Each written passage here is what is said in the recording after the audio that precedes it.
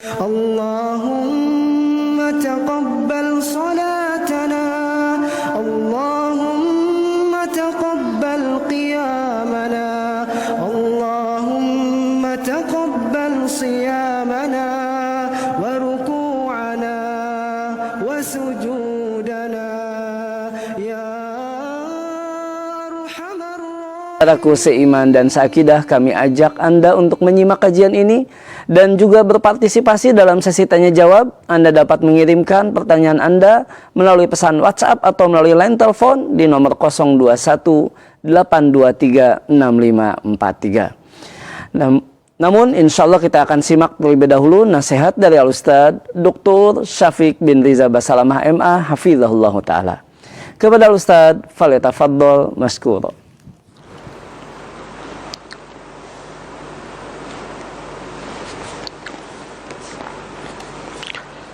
Jazakumullah khairan.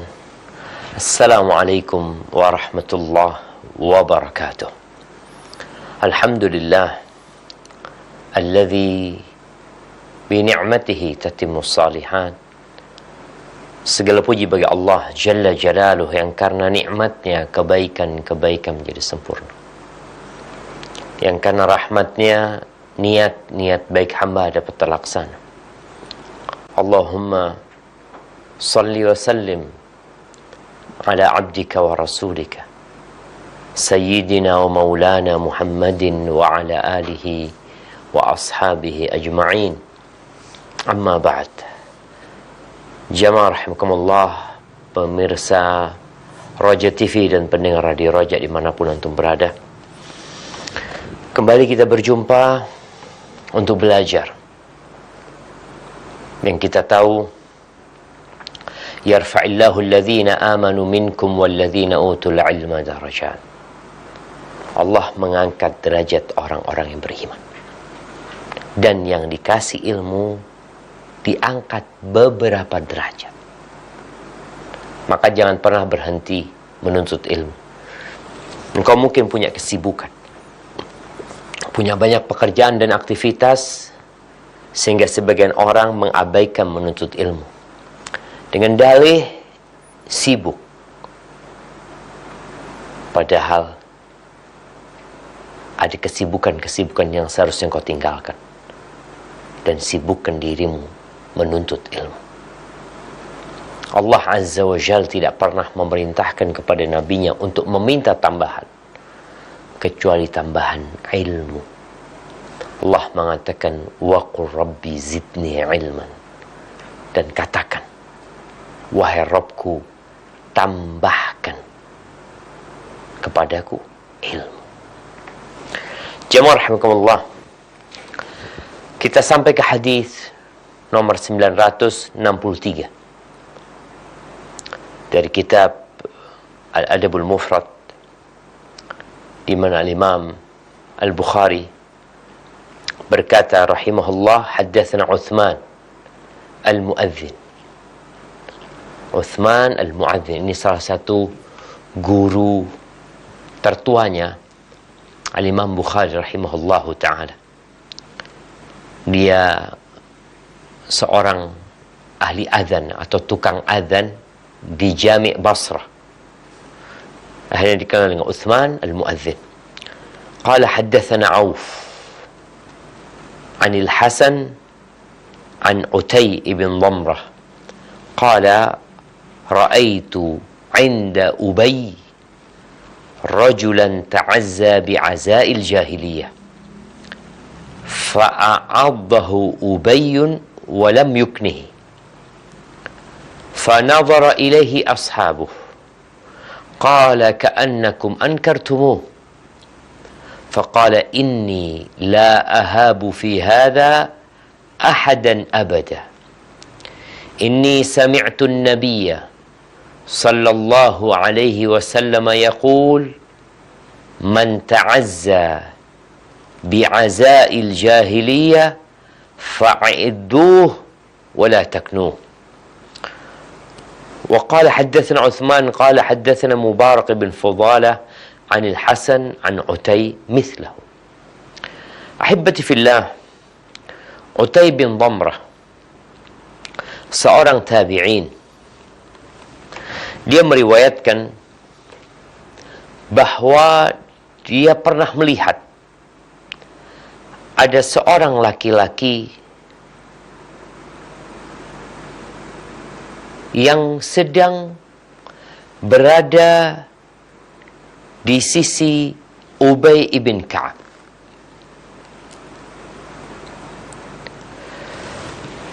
Ini orang sedang membanggakan nenek moyangnya. Bapakku, embahku, ayahku, abiku. Jadi kita tahu di antara kebiasaan buruk jahiliyah yang tetap ada pada umat Islam, al-fakhru bil ahsab wa ta'nu fil ansab. Membanggakan nenek moyangnya, yang mungkin memang ayahnya adalah orang yang terhormat, kakeknya juga seperti itu, dan hal ini sesuatu yang tercela. Anak ingat ketika kita masuk pondok dulu, kita diajarin ya, sejak awal-awal masuk pesantren itu, agar kita tidak membanggakan orang tua kita demi merendahkan yang lain. Sampai kita dikasih sebuah bait yang harus kita hafal. Laisal fata man yaqulu kana abi, walakinnal fata man yaqulu ha anadha. Pemuda yang sebenarnya bukanlah pemuda yang menyebutkan bapakku, nenek moyangku. Pemuda sejati adalah mengatakan, aku ini aku gitu. Ini orang tadi menyebutkan nenek moyangnya dengan bangga, merendahkan yang lainnya. Maka ketika itu Ubay berkata kepada orang ini, gigit kemaluan bapak, gigit kemaluan bapak. Dan Ubay tidak menggunakan kata samaran atau kata kinayah ya dalam menyebutkan kemaluan bapaknya. Mungkin ini termasuk kata-kata yang kotor dalam pandangan sebagian orang.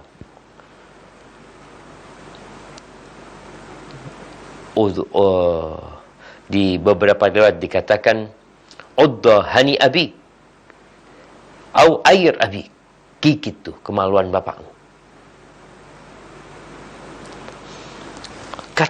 Ketika Ubay mengatakan itu, Ubay ini salah satu sahabat penghafal Al-Quran yang bahkan Nabi SAW memerintahkan kepada para sahabat yang lainnya untuk belajar Al-Quran kepada Ubay bin Ka'ab, Abul Munzir ya. Dan dia ketika ditanya tentang ayat yang paling mulia di dalam Al-Quran Al-Azim ya, beliau mengatakan ayat kursi.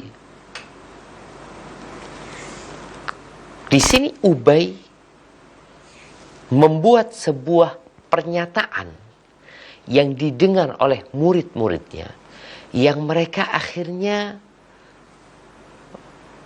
kok seakan-akan nggak seharusnya Ubay mengatakan itu. Fanawara ilaihi ashabu. Ini murid-muridnya Ubay pada memandang kepada Ubay. Nggak pernah Ubay kayak gitu gitu loh. Qala ka'annakum ankartumu. Oh, kalian seakan-akan mengingkari ucapanku dengan kata-kata kemaluan itu. Lalu Ubay membuat sebuah pengakuan demi menyadarkan sahabat-sahabatnya dengan berkata, inni la ahabu fi hadha ahadan abada. Aku dalam urusan ini tidak takut kepada siapapun selama-lamanya. Inni sami'tun nabiyya sallallahu alaihi wasallam, sesungguhnya aku telah mendengar Nabi alaihi salatu wasallam berkata, man ta'azza bi'azail jahiliyah fa'idduhu wa la taknuh. Barang siapa yang berbangga-banggaan menasabkan dirinya dengan nasab nenek moyangnya dengan penuh kecongkakan dan keangkuhan, maka katakan kepada dia, gigit kemaluan ayah. Jangan menggunakan kata-kata kinayah.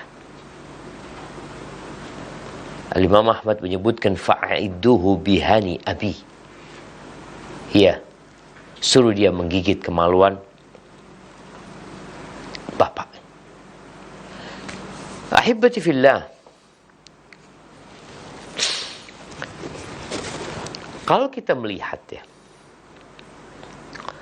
kebanggaan dengan nenek moyang yang merupakan kebiasaan jahiliyah, ini sesuatu yang perlu dihapuskan dari masyarakat kaum muslimin, yang terkadang cara memberikan hukuman untuk memberikan efek jera kepada orang itu agar dia tidak sombong, agar dia tidak congkak, adalah dengan mengucapkan ucapan ini. Yang mungkin ucapan ini menurut sebagian orang ya ucapan yang keji, ucapan kotor. Iya. Tapi ucapan kotor ini dalam kondisi tertentu malah disyariatkan. Dan di sini pentingnya seorang hamba dalam beragama itu mengikuti qala Allah, qala Rasul. Kalau mengikuti perasaan, maka yang ada seperti murid-muridnya Ubay. Ketika merasa aneh, di saat Ubay mengatakan ucapan yang saru ini, yang kotor ini, maka kemudian Ubay memberikan penjelasan bahwa dia melakukan itu bukan karena dia marah, bukan karena dia emosi, tapi karena dia mendapatkan pesan dari sang Nabi alaihi salatu wassalam. Laisal mu'min bit-ta'an walal la'an walal fahish walal badhi. Nabi alaihi salatu wasallam menyebutkan bahwa orang beriman itu bukan orang yang suka melaknat, bukan orang yang suka mengutuk, mencela, bukan orang yang lisannya kotor. Enggak. Loh, ini gimana? Nah, dalam kondisi memberikan hukuman agar orang yang membangga-banggakan nenek moyangnya malu dan berhenti, maka Nabi SAW memberikan arahan agar kita menyebutkan kepada orang itu, gigit tuh kemaluan bapak. Ada mungkin kata-kata yang lebih kasar lagi. Jamaah rahimakumullah, ada sebuah ungkapan dari salah satu ulama ya. Disebutkan, kaifa yatakabbaru man kharaja min mawdi'il baul marratain. Bagaimana bisa sombong seorang manusia yang keluar dari dua tempat kencing. Dia keluar dari dua tempat kencing. Yang pertama, keluar dari tempat kencing bapaknya. Yang kedua, dia keluar dari tempat kencing ibundanya. Terus kenapa engkau menyombongkan dan membanggakan dirimu? Engkau itu siapa? Jadi ini sebuah pelajaran penting ya buat kita, agar seorang muslim tidak membanggakan nenek moyangnya. Dia juga harus tahu bahwa segala kebaikan yang dilakukan oleh orang tuanya dan juga dilakukan oleh dirinya, itu murni adalah karunia Allah Azza wa Jalla kepada dirinya. Yang seharusnya dia lakukan adalah bersyukur kepada Allah Azza wa Jalla, memuja dan memujinya. Bagaimana Allah Azza wa Jalla menyebutkan di surat Al-Ahqaf ayat 15 bahwa seorang manusia hatta idza balagha ashuddahu wa balagha 40 sanah qala rabbi auzi'ni an ashkura ni'mataka allati an'amta alayya wa ala walidayya wa an a'mala salihan tardah wa aslih li fi dhurriyyati inni tubtu ilaik wa inni minal muslimin. Allah sebutkan hamba ini manusia ketika sampai ke masa mudanya, puncak masa mudanya, kemudian sampai ke umur 40 tahun, dia berkata, wahai Rabbku, bantulah aku, ilhamkan kepada aku agar aku mensyukuri nikmat yang kau berikan kepadaku dan kepada kedua orang tuaku, dan bimbinglah aku untuk beramal soleh, dan aku minta kebaikan buat anak-anakku. Aku bertobat kepadamu ya Allah, dan sesungguhnya aku termasuk orang-orang yang berserah diri kepadamu. Jadi ketika engkau jadi orang sukses, lahir dari keluarga yang sukses, engkau besar dengan nama besar keluarga, dan mungkin dengan usaha-usahamu, maka ketahuilah bahwa semua itu adalah karunia Allah Azza wa Jal yang harus disyukuri, bukan untuk dibanggakan dan tidak digunakan sebagai bahan kecongkakan dan kesombongan. Barakallahu fiik. Kita masuk ke bab baru, bab 437. Babu ma yaqulur rajulu idza khadirat rijluhu. Bab apa yang perlu dikatakan oleh seseorang apabila kakinya kesemutan, mati rasa kakinya. Terkadang ya, karena kita duduk terlalu lama bersila, lama-kelamaan kaki kita kesemutan gitu loh. Karena memang aliran darah itu tidak mengalir dengan bagus, hanya kesemutan kaki kita. Apa yang dikatakan oleh orang ketika kakinya kesemutan? Demi agar kesemutan itu pergi dan hilang. Al-Imam Bukhari meriwayatkan sebuah athar dari Abdullah bin Umar bin Khattab. Qala haddathana Abu Nuaim. Qala haddathana Sufyan. An Abi Ishaq. An Abdurrahman ibn Sa'ad. Qala khadirat rijlu ibn Umar. فقال له رجل اذكر أحب الناس إليك فقال محمد. Ya, jadi bab ini bab berkaitan dengan kebiasaan orang Arab terdahulu. Jadi mungkin bahasanya kearifan lokal.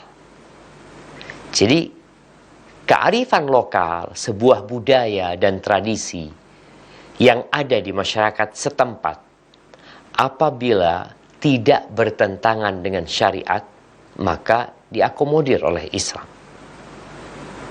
Selama hal itu hal yang arif, yang baik, dan tidak bertentangan dengan syariat.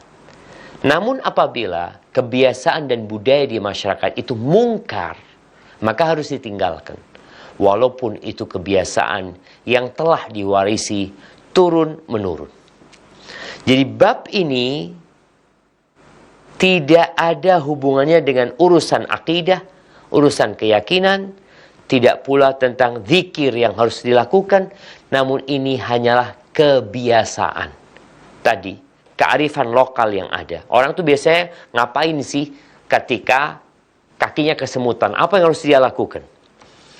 Ternyata di kearifan lokal, di budaya yang sudah menjadi tradisi dan budaya di masyarakat itu, mereka menyuruh orang itu untuk menyebutkan orang yang paling dia cintai. Siapa yang engkau cintai? Ya, orang beda-beda. Ada yang cinta mungkin kepada orang tuanya, ada mungkin yang cinta kepada seorang perempuan, ada yang cinta kepada saudaranya, anaknya, macam-macam. Dan tujuan atau yang dihasilkan dari menyebut nama orang yang dicintai ini apa sebenarnya? Disebutkan bahwa ketika orang itu menyebut nama orang yang dia cintai, hati itu akan berdetak lebih kencang lagi. Kita kalau ya ketemu orang yang kita cintai, yang kita sukai, jadi bisa kebayang ya, dan kita merasakan sendiri tatkala berjumpa atau mendengar nama orang yang kita cintai, ada perubahan di gerakan jantung kita. Sehingga dengan hal itu darah akan mengalir lebih deras lagi ke arah tempat yang kesemutan itu, sehingga kesemutan itu akan hilang. Jadi ingat, ini bukan berdoa, memanggil dan memohon kepada orang yang dicintainya. Tidak. Ini babnya bukan bab tawassul, bukan bab istighatsah, tapi ini sekedar tadi sebuah tradisi dan budaya lokal di mana dengan menyebut nama orang yang dicintai akan menyebabkan jantung berdetak lebih kencang lagi, sehingga hal itu akan berdampak kepada tempat yang sedang ada kesemutan di situ. Maka di sini ketika Ibnu Umar kesemutan kakinya, orang kadang-kadang kalau kesemutan kan mau berdiri itu sulit jamaah ya. Tunggu dulu dia sampai lancar, sampai kesemutannya itu hilang. Ada orang yang ketika itu mengatakan, sebutkan orang yang paling kau cintai. Maka Abdullah bin Umar mengatakan Muhammad. Kalau ditanya siapa yang orang paling cintai, ya Nabi Muhammad sallallahu alaihi wasallam. Bahkan kita tahu Rasul sallallahu alaihi wasallam mengatakan, la yu'minu ahadukum hatta akuna ahabba ilaihi min walidihi wa waladihi wan nasi ajma'in. Tidak beriman seseorang di antara kalian sampai dia menjadikan aku lebih dia cintai daripada orang tuanya, daripada anaknya, daripada seluruh manusia. Maka secara spontan Abdullah bin Umar ketika disuruh untuk menyebut nama orang yang paling dicintai, maka beliau mengatakan Muhammad, atau di beberapa dikatakan ya Muhammad. Ingat, panggilan ini bukan dalam rangka meminta pertolongan kepada Nabi SAW, tapi ini hanya menyebutkan bahwasanya seharusnya yang dilakukan oleh orang kalau kesemutan itu yang menyebut nama orang atau kekasihnya. Tapi jamaah, athar ini sebenarnya tidak sahih dari Ibnu Umar. Tapi sekali lagi tadi, ini merupakan budaya dan tradisi orang Arab terdahulu, bahwa tatkala mereka kesemutan, mereka menyebut nama orang yang paling dicintainya. Makanya kalau kita lihat di antara syair-syair ya yang disenandungkan oleh orang Arab ya, seperti Al-Walid ibn Abdul Malik mengatakan, uthanni maghraman kalifan muhibban idza khadirat lahu rijlun da'aki. Dia menyebutkan tadi ketika kaki itu sedang kesemutan, dia akan memanggil dirimu, yakni menyebut dirinya, bukan dalam rangka sekali lagi meminta pertolongan, tidak, tapi menghadirkan nama orang itu demi supaya jantung berdetak dengan lebih kencang, yang akan berdampak kepada jalannya atau aliran darah ke kaki yang sedang kesemutan. Taib. Di bab selanjutnya, Al-Imam Bukhari mengatakan, haddatsana Musaddad. Qala haddatsana Yahya عن عثمان بن غياث قال حدثنا أبو عثمان an Abi Musa al-Ash'ari radhiyallahu anhu annahu kana ma'an nabiy sallallahu alaihi wasallam fi ha'itin min hitanil Madinah. Wa fi yadi nabiy sallallahu alaihi wasallam 'udun yadribu bihi min al-ma' wat-tin. Faja'a rajulun yastaftih faqala an-nabiy sallallahu alaihi wasallam iftah lahu wa bashshirhu bil jannah. Fadhahaba فإذا أبو بكر رضي الله عنه ففتحت له وبشرته بالجنة ثم استفتح رجل آخر فقال افتح له وبشره بالجنة فإذا عمر رضي الله عنه ففتحت له وبشرته بالجنة ثم استفتح رجل آخر وكان متكئا فجلس وقال افتح له وبشره بالجنة على بلوى تصيبه أو تكون فذهبت فإذا عثمان ففتحت له فأخبرته بالذي قال الله المستعان. Jamaah rahimakumullah, di kitab Al-Adabul Mufrad ini Al-Imam Bukhari tidak menyebutkan judul untuk sub pembahasan bab ini. Tapi di kitab sahihnya, di salah satu bab, beliau menyebutkan babu man nakatal 'uda fil ma'i wat-tin. Bab tentang seorang yang menggunakan dahan atau ranting untuk menulis atau menggoyangkan air dan tanah. Jadi Nabi SAW menggunakan itu, di air situ digoyangin ya, atau ada lumpur yang bercampur dengan air itu, beliau menggunakan ranting itu untuk ya, orang kadang-kala ketika berpikir sesuatu, kita lihat ada orang yang kadang-kala pegang pulpen, dia putar itu pulpen. Dia sejenis sedang memikirkan sesuatu. Dan ini tidak termasuk sesuatu yang sia-sia. Enggak. Atau ini menjadi dalil akan diperbolehkannya hal itu. Di mana Nabi SAW menggunakan ranting atau dahan yang digerakkan, digoyangkan di air atau di tanah. Wallahu a'lam, mungkin hal inilah yang diinginkan oleh Al-Imam Bukhari ketika menyebutkan bab ini. Al-Hafidh Ibnu Hajar ketika mensyarah hadis ini dalam Sahih Al-Bukhari, beliau mengatakan, inna dzalika la yu'addu min al-'abathil madmum. Menggerakkan air atau tanah dengan ranting itu tidak termasuk hal sia-sia yang tercela. Lianna dzalika innama yaqa' min al-'aqil 'inda at-tafakkur fi syai'. Hal itu terjadi dari orang yang cerdas, orang yang berakal ketika dia sedang memikirkan sesuatu.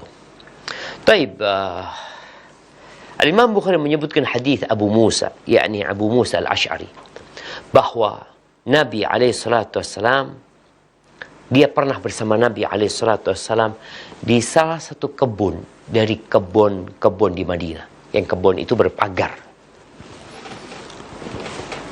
Dan di tangan Nabi SAW ada ranting tadi yang dia gunakan untuk menggerakkan air dan tanah. Dia gerakkannya.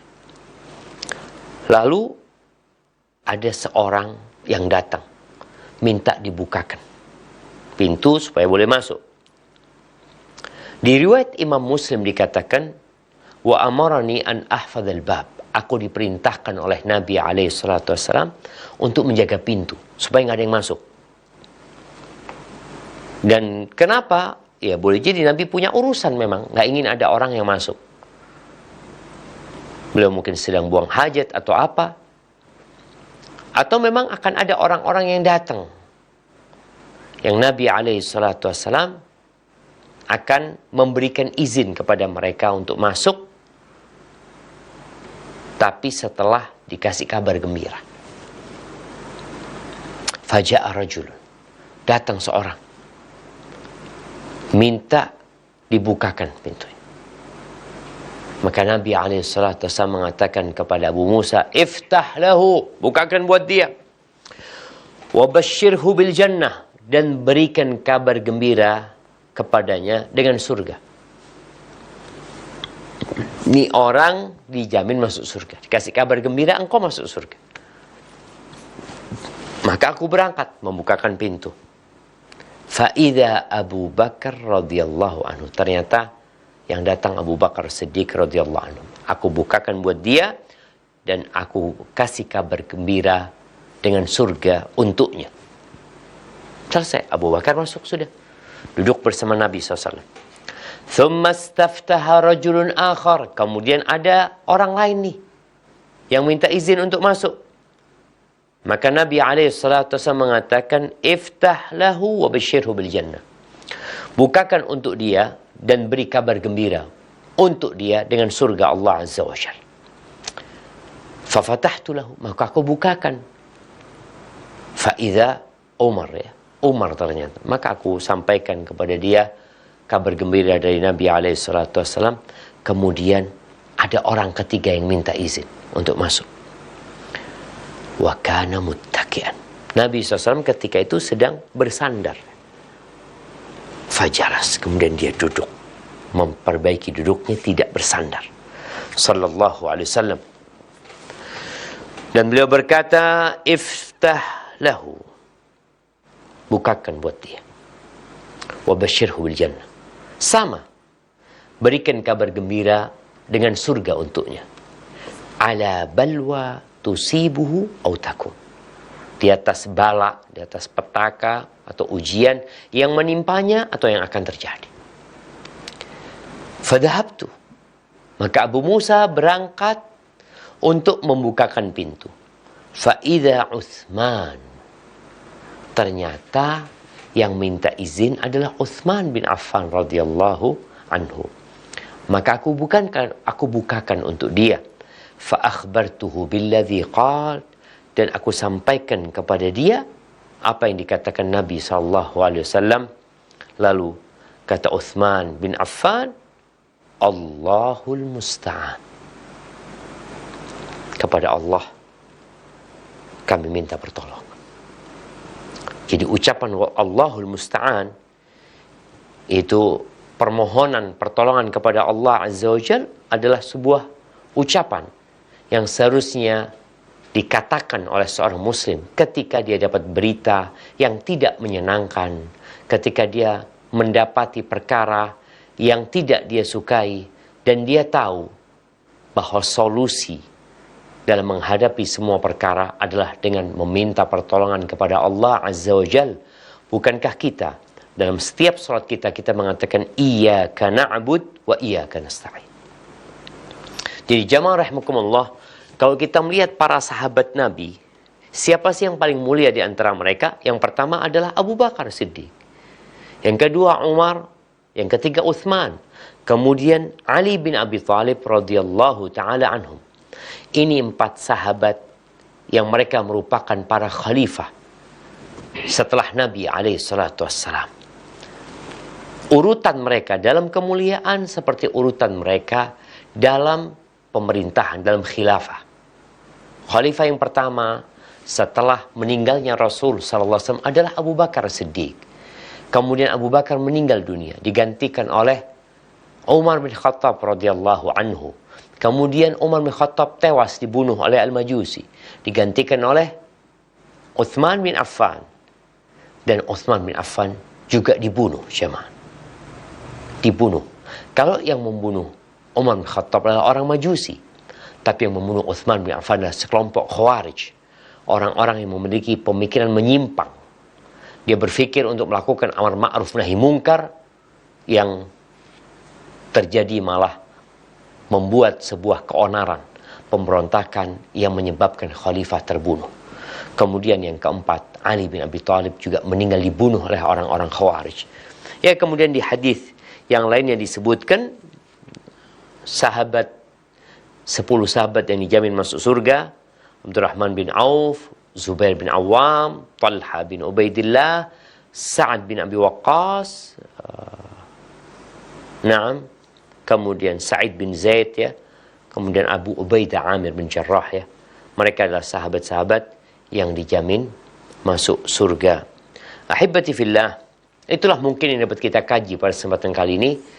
Kita insyaallah lanjutkan di bab 439 pada kesempatan yang akan datang. Kita lanjutkan dengan sesi tanya jawab. Anda kembalikan ke Ustaz Abu Lukman. Jazakumullah khair. Wa jazakallahu khairan, kami sampaikan kepada Ustaz Dr. Syafiq bin Riza Basalamah MA Hafizahullah Ta'ala yang telah membimbing kita di kesempatan malam hari ini dalam mengkaji kitab Al-Adabul Mufrad karya Imam Al-Bukhari. Dan selanjutnya kami undang Anda sahabat Roja dimanapun Anda berada untuk bertanya jawab. Anda dapat berpartisipasi dengan mengirimkan pesan melalui pesan WhatsApp di 0218236543 dan juga melalui line telepon di nomor yang sama. Baik, kita akan coba angkat pertanyaan pertama melalui line telepon di 0218236543. Kami persilahkan. Assalamualaikum warahmatullahi wabarakatuh. Waalaikumsalam warahmatullahi wabarakatuh. Dengan siapa di mana Bapak? Dengan Rudi di Tangerang.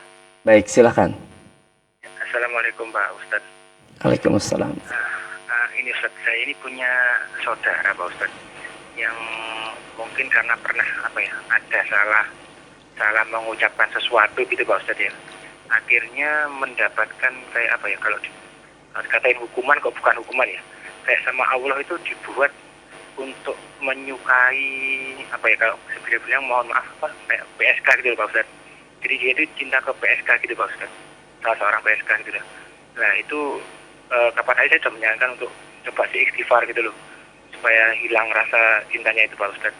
Nah mungkin bisa mohon saran Pak Ustadz gimana ya supaya bisa lepas dari keadaan itu gitu. Soalnya saudara saya ini benar-benar cinta banget sama mohon maaf wanita itu gitu Pak Ustadz.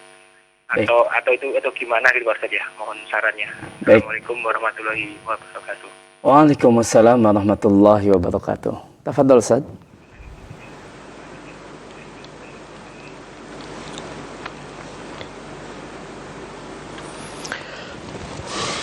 Barakallahu fiik. Ya ahibati fillah. Kau tadi dikatakan ada orang yang salah ngomong. Jadi memang lisan kita ini harus dijaga. Rasul sallallahu alaihi wasallam mengatakan innar rajula la yatakallamu bi kalimatin min sakhatillah. Ada orang yang mengucapkan sebuah kata-kata yang dimurkai Allah azza wajalla. Yahwi biha fi nari jahannam sab'ina kharifan. Dengan kata-kata itu dia akan terjatuh di dalam neraka selama 70 tahun. Kemudian yang kedua, terkadang kita mencela orang lain yang seharusnya kita memberikan nasihat atas perbuatan salah yang dilakukan orang lain, tapi kita malah mencela, meledek dia, merendahkan dia dengan kelakuan orang itu. Hati-hati. Boleh jadi balik ke kita nanti. Anda ingat Syekh bin Utsaimin rahimahullahu menyebutkan sebuah bait syair. Ihdhar lisanaka an taqula fatubtala innal bala'a muwakkalun bil mantiq. Hati-hati lisanmu. Jangan sampai engkau berkata sesuatu yang balaknya akan balik kepada diri. Bala itu bergantung dengan ucapan seseorang gitu loh.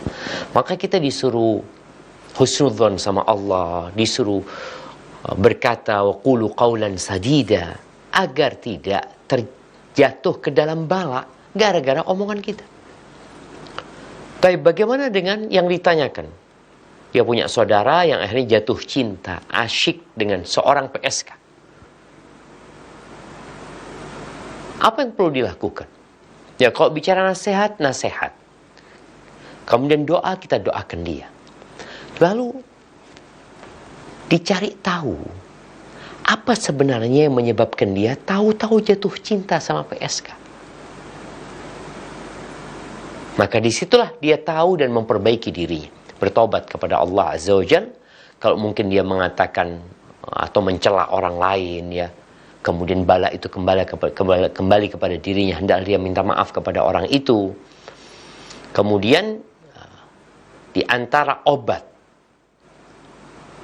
menghilangkan isyik, ya, kecintaan kepada seorang seharusnya kita tidak mencintainya, adalah dengan menjauh dari orang tersebut.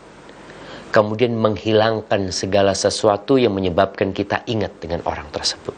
Yang terkadang kita harus pindah tempat, menghindari pertemuan, perjumpaan dengan orang tersebut.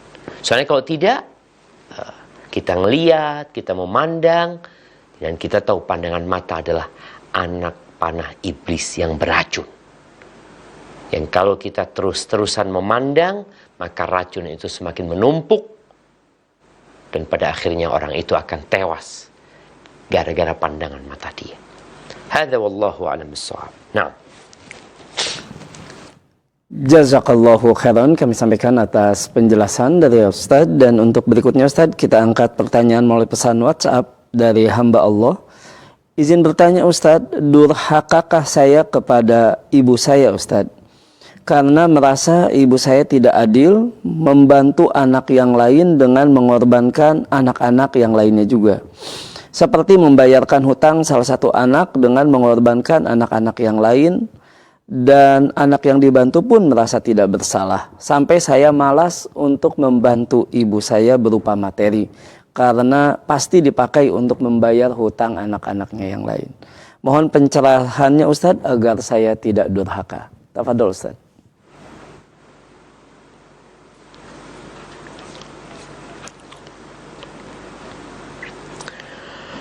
Barakallahu fiik. Naam ahibati fillah. Allah Azza wa Jal memerintahkan kepada kita untuk berbakti kepada orang tua. Apapun kondisi orang tua kita. Wa qadha rabbuka alla ta'budu illa iyyah wa bil walidaini ihsana. Allah telah menetapkan, memerintahkan agar kalian tidak beribadah kecuali kepada Allah dan berbakti, berbuat baik kepada kedua orang tua. Imma yablughanna 'indakal kibara ahaduhuma aw kilahuma fala taqul lahumā uff. Ya, pada saat orang tua kita sudah sepuh, ya, salah satu atau dua-duanya yang hidup bersama kita di sisi kita, biasanya mereka akan ngerepotin anak, yang anak jadinya jengkel sama orang tuanya. Maka Allah katakan, fala taqul lahumā uff. Jangan pernah berkata kepada keduanya uff. Kata-kata yang menunjukkan engkau sedang tidak suka dengan orang tuamu. Jangan. Wa qul lahumā qawlan karīmā. Katakan untuk keduanya kata-kata yang mulia. Kita tuh wajib berbakti kepada orang tua yang taat kepada Allah, yang muslim, yang baik. Tapi kita juga wajib berbakti kepada orang tua yang fasik. Orang tua kafir pun kita wajib berbakti. Orang tua yang menyuruh kepada kekufuran, kita nggak boleh taat dengan perintah mereka kepada kekufuran. Tapi kita tetap diperintahkan untuk mendampingi keduanya dengan cara yang ma'ruf. Wa sahibhuma fid dunya ma'rufa. Bicara anak sekarang yang punya kelebihan harta, maka berikan kepada orang tua. Engkau membantu orang tua, berikan semampumu kepada orang tua. Mau dipakai apapun oleh orang tua, selama hal itu hal yang diperbolehkan oleh agama, ya biarin. Oh, buat bantu adiknya, sudah biarin. Engkau ketika memberi orang tuamu, Allah udah catat engkau telah berbakti kepada orang tuamu, dan Allah akan berikan ganti kepadamu yang lebih baik. Kalau kita ingin memberikan nasihat kepada orang tua, karena memang ada orang tua yang pilih kasih. Ada orang tua yang memanjakan salah satu anaknya. Yang mungkin karena kecintaan dia kepada anak ini, dia berharap anak ini jadi lebih baik. Ternyata enggak. Berapa banyak anak-anak yang dibantu sama orang tuanya, malah jadi nggak benar. Maka di sini, engkau tetap memberi kepada orang tuamu, kepada ibumu, tapi engkau juga bisa memberikan nasihat. Bunda Fadol ini anak punya rizki, Bunda mau kasih sama siapa, tafadhol, ya. Ini duit ketika diberikan kepada ibunda jadi milik ibunda. Cuma kalau boleh anak usul, salah satu adik kita, keluarga kita ini, kalau dikasih duit terus malah nggak mendidik bunda. Mungkin bunda ingat, kita dulu ketika minta ini, minta nggak dikasih sama bunda, bukan karena bunda nggak cinta sama kita. Bahkan hal itu dilakukan karena kecintaan. Demi mendidik anak-anaknya menjadi lebih baik. Hadza wallahu a'lam bissawab. Na'am. Jazakallahu khairan Ustadz atas penjelasannya dan semoga kita menjadi anak yang berbakti pada orang tua. Baik, kita angkat kembali Ustadz pertanyaan melalui line telepon di 0218236543. Kami persilahkan. Iya, silakan. Ya, Assalamualaikum warahmatullahi wabarakatuh. Waalaikumsalam warahmatullahi wabarakatuh. Dengan siapa di mana Bapak? Saya Ambarullah Yunaldi di Lubuk Basung, Kabupaten Agam, Sumatera Barat. Baik, silakan Bapak.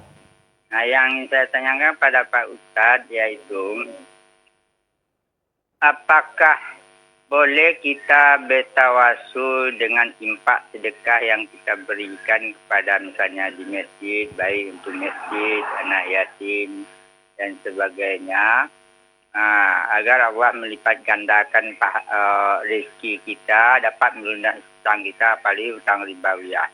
Apakah boleh? Dan tidak mengurangnyakah pahala kita untuk akhiratnya dengan tawasul tersebut? Baik. Cukup Bapak? Ya, cukup itu dulu. Terima Baik. kasih. Assalamualaikum warahmatullahi wabarakatuh. Waalaikumsalam warahmatullahi wabarakatuh. Tafadhol Ustaz.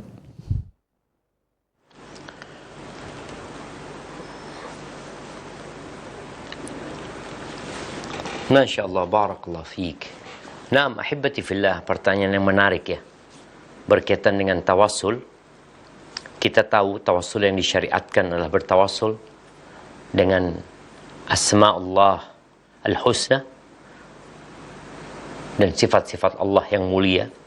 Kita mengatakan Allahumma bi ilmikal ghaib wa qudratika 'alal khalq, ya Allah, dengan ilmumu yang meliputi segala yang gaib dan kemampuanmu menciptakan, hidupkan aku ketika engkau tahu hidup itu baik buat aku. Atau kita membaca ya Rahman, ya Arhamar Rahimin, irhamna ya. Kemudian bertawassul dengan doa orang soleh yang masih hidup, yang bisa untuk berkomunikasi dengan dia. Ada orang itu. Kita minta doanya orang tua kita minta doanya seorang ustadz, ya, nggak ada masalah. Selama orang itu masih hidup dan langsung kita meminta kepadanya, atau kita titip minta doa lewat orang yang menyampaikan kepada orang tersebut umpamanya. Kemudian yang ketiga, bertawassul dengan amal soleh yang kita harapkan amal soleh itu diterima oleh Allah Subhanahu wa Ta'ala. Jadi kalau bicara, bolehkah kita bertawassul dengan amal soleh? Boleh. Sebagaimana kisah 3 orang yang masuk ke dalam gua, kemudian mereka terjebak dengan adanya batu yang menutup mulut gua. Batu itu besar sekali. Mereka tidak mampu untuk menggelindingkannya. Maka akhirnya mereka mengatakan nggak akan ada yang bisa menyelamatkan kecuali Allah Azza wa Jal. Maka mintalah kepada Allah dengan amal soleh yang paling kalian harapkan diterima oleh Allah Azza wa Jal. Jadi dia beramal bukan untuk meminta supaya batu itu pergi. Tidak. Mereka beramal murni untuk mencari keridhaan Allah Subhanahu wa Ta'ala. Kemudian dia gunakan amal soleh mereka untuk bertawassul, meminta agar dikeluarkan mereka dari bencana yang menimpa mereka. Yang satu anak yang berbakti sama orang tuanya, yang kedua adalah orang yang menjaga kehormatan dirinya, dia meninggalkan perzinaan walaupun dia telah memberikan uang 100 dinar tadi kepada kerabat perempuannya.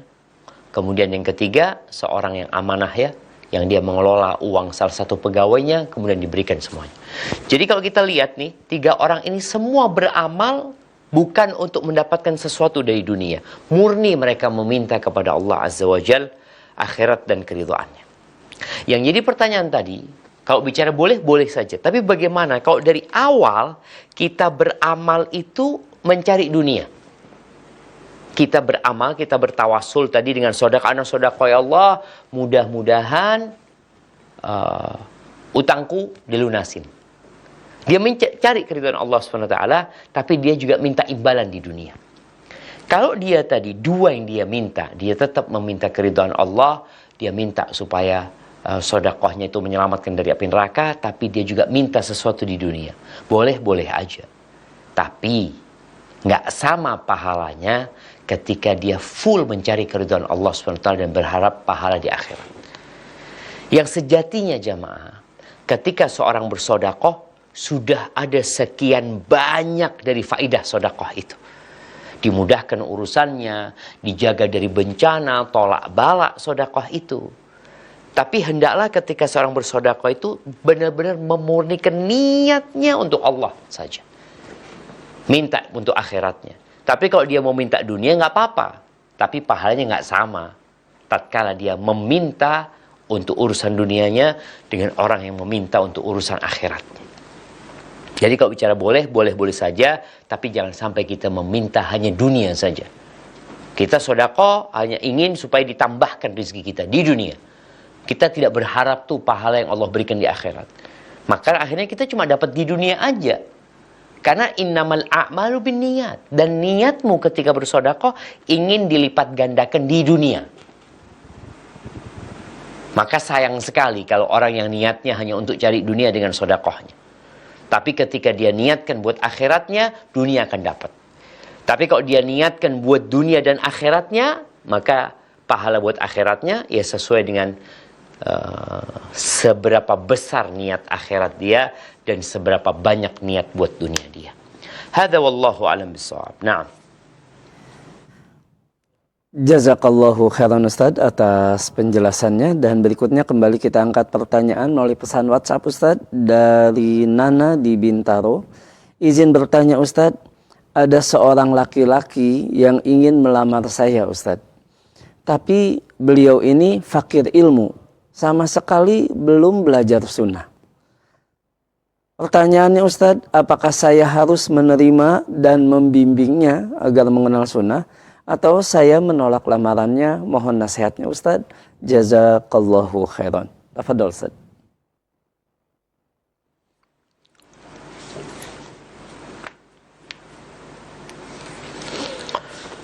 Barakallahu fiik. Iya. Semoga Allah memberikan jodoh yang terbaik buat yang bertanya, dan semoga yang belum menikah segera menikah dan mendapatkan jodoh yang baik dan mulia. Kembali kepada pertanyaan, bagaimana sikap seorang wanita ketika yang melamar dia seorang laki-laki yang fakir ilmu agama? Maka perlu dilihat, apakah dia orang yang taat kepada Allah Azza wa Jalla, melaksanakan perintah dan menjauhi larangan. Hanya saja masalahnya dia ya orang umum Ustaz, nggak pernah belajar agama, tapi dia punya semangat untuk menjalankan hukum agama yang dia ketahui. Sholatnya dijaga umpamanya, dia tidak melakukan yang haram. Maka Nabi SAW menyebutkan, "Idza ja'akum man tardawna dinahu wa khuluquhu." Apabila datang kepada kalian seorang yang kalian ridhai agama dan akhlaknya. Jadi bicara agama ini ada minimal. Minimal itu menjalankan kewajiban, meninggalkan yang haram. Ini minimal. Artinya kalau minimal nggak dapat, ya jangan. Tapi alhamdulillah enggak, alhamdulillah dia menjalankan perintah Allah, dia sholat 5 waktu bagus ya, puasa Ramadan juga bagus ya, dia orang yang berbakti sama orang tuanya, menyambung silaturahim, akhlaknya bagus, terima. Terus bagaimana tadi dengan dangkalnya ilmu dia? Nah, kalau dia tipikal orang yang mau belajar, ahlan wa sahlan. Karena ada orang yang nggak tahu tapi ngengkel, nggak mau tahu dia. Lebih baik jangan. Tapi tadi kalau dia orang awam, tapi dia orang yang bisa diajak mau belajar, dan dia telah menjalankan kewajiban-kewajibannya, hanya saja tadi dia memang masih dangkal sekali dalam masalah ilmu agama, insya Allah nggak ada masalah. Tapi sekali lagi perlu diperhatikan masalah apakah benar dia seorang yang berakhlak mulia. Tanyakan kepada kawan-kawannya, tanyakan kepada orang-orang dekatnya untuk benar-benar mengetahui karakter dia.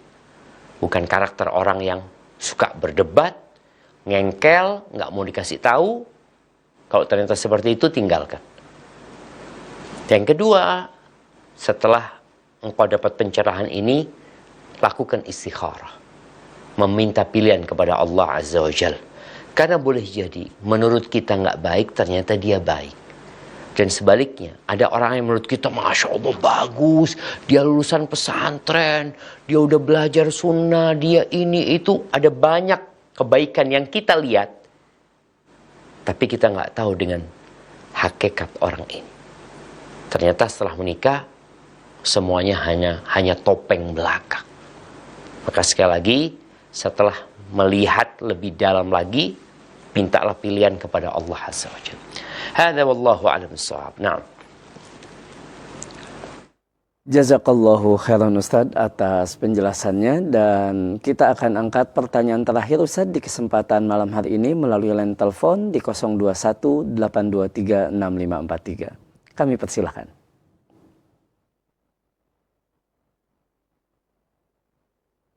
Iya, silakan.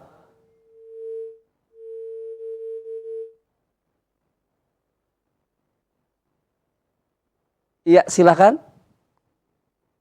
Mohon maaf tampaknya tidak terdengar, ada sedikit gangguan. Kami persilahkan untuk penanya lain melalui line telepon di 021 823 6543. Kami persilahkan.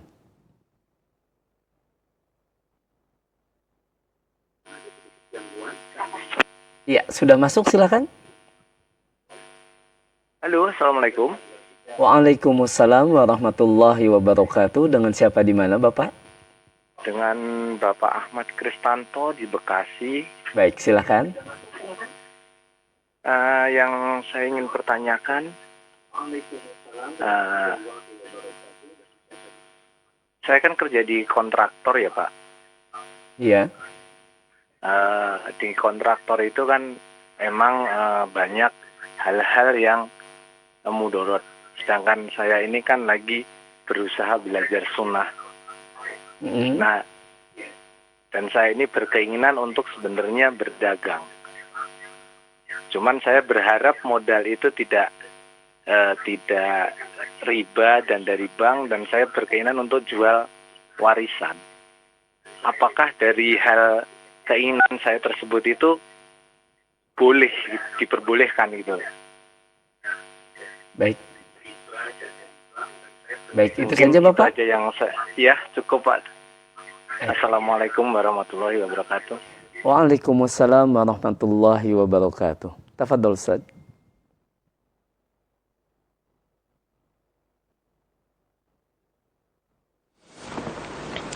Masya Allah, barakallahu fiik ya. Ya, buat Bapak yang sedang bimbang, dia kerja sebagai kontraktor, yang mungkin disebutkan ada banyak mudaratnya di situ, maka seorang muslim itu dimanapun dia berada, hendaklah dia menjadi seperti pohon kurma dan seperti lebah. Pohon kurma itu kokoh, tegar. Dilemparin batu, digoyang dia nggak goyang, lemparin batu, yang dia berikan adalah buah-buahan, yaitu buah kurma itu. Dan seperti lebah, lebah itu kemanapun dia pergi, maka dia tidak akan merusak. Dia akan mengambil yang terbaik dan meninggalkan yang terbaik pula. Dia tidak mematahkan dahan, dia tidak merusak bunga tersebut, tapi yang terjadi malah bunga itu berubah menjadi buah. Maka apabila engkau berada di tempat tadi yang mungkin kurang baik, berusaha untuk memperbaiki, dan semoga Allah Subhanahu wa taala memberikan berkah ya atas perjuangan yang dilakukan. Terkadang kita tidak bisa menghilangkan kemungkaran secara total. Tapi paling enggak kita bisa mengurangi kemungkaran yang ada. Tapi yang kedua, kalau pertanyaannya tadi ingin berusaha, ingin berupaya dengan menjual warisan, nggak ada masalah pada hakikatnya. Warisan itu adalah hak seseorang yang bisa digunakan untuk apa saja. Namun subhanallah, ada arahan dari Nabi alaihi salatu wassalam ya. Apabila seorang itu memiliki aset ya, berupa tanah umpamanya atau rumah ya, kalau dia jual, usahakan dibelikan aset lagi supaya berkah. Kalau kita melihat ada orang-orang yang kemudian pailit, ada orang-orang yang kemudian hidup di pinggiran yang awalnya tuan tanah, karena dia menjual tanah-tanahnya bukan untuk beli tanah lagi, tapi digunakan untuk foya-foya, untuk gaya hidup. Tapi kalau dia jual, mamai tanahnya dia jual untuk dibelikan tanah lain, atau dia jual untuk modal usaha, semoga Allah memberkahi. Apalagi tadi tujuannya adalah menyelamatkan diri dari riba. Dia menjual warisan itu bukan dalam rangka memperbaiki gaya hidupnya, tapi untuk digunakan dalam usaha dan dagang. Semoga Allah memberkahinya. Namun nasihat ana buat teman-teman yang awalnya pegawai, awalnya kerja sama orang, kemudian dia beralih menjadi pengusaha, tolong belajar. Dan ada orang-orang yang butuh pendampingan. Ada orang-orang yang butuh pelatihan. Maka jangan berjalan sendiri ketika ilmunya belum cukup, pengalamannya belum banyak. Maka carilah teman-teman yang bisa memberikan arahan, memberikan nasihat, ya, mendampingi atau melatih agar Allah memberkahi. Dan kemudian ketika mau usaha juga jangan lupa istikharah, minta pilihan dari Allah Azza wa Jalla, mana kira-kira yang lebih pas buat kita. Barakallahu fiik, itu yang dapat Ana sampaikan pada kesempatan kali ini. Yang benar dari Allah Azza wa Jalla, yang salah dari diri Ana pribadi. Allah dan Rasul terbebaskan dari kesalahan itu. Ana mohon undur diri. Ana ucapkan jazakumullah khair buat pemirsa Roja TV dan pendengar Radio Roja. Ana kembalikan ke Ustaz Abu Lukman. Sampai berjumpa kembali. Wassalamualaikum warahmatullahi wabarakatuh.